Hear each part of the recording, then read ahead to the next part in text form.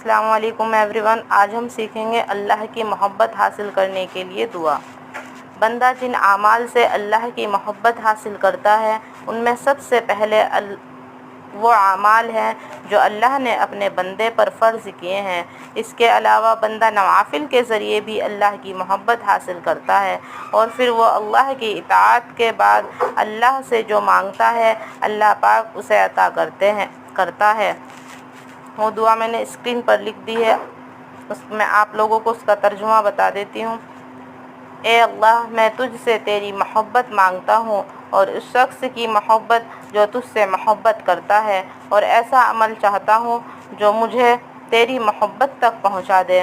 اللہ تعالیٰ کہنے سننے سے زیادہ عمل کرنے کی توفیق عطا فرمائے۔